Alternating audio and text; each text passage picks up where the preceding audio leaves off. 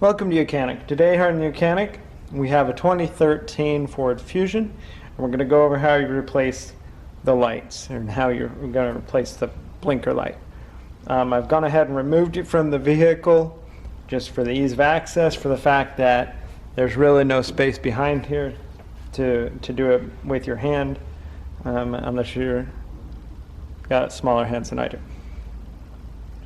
So go ahead and remove it. We've got our high beam, or this is our high beam, standard low beam, and then here is the blinker light.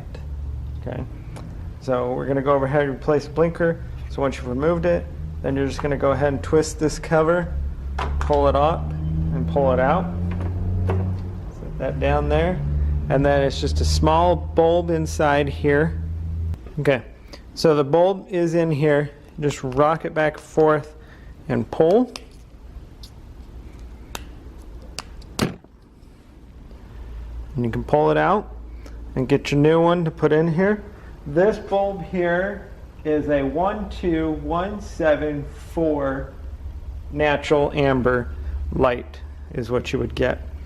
You can put you want to go the natural amber because there's not the color amber on the housing itself, the assembly.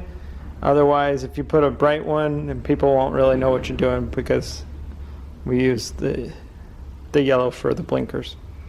So then you would take the new one, just push it into place, snap it in there. Everything's good. Then just take this, and you see you've got two tabs, a bigger tab up here, and you'll see that that tab on the top will line up to the top here, and then just ease and lock it to the final lock. And that's how you replace the light bulb. And then you would just go ahead and reattach your headlight assembly.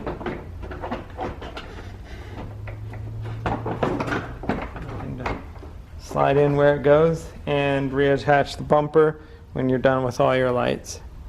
Thanks for watching YOUCANIC, where you can be the mechanic.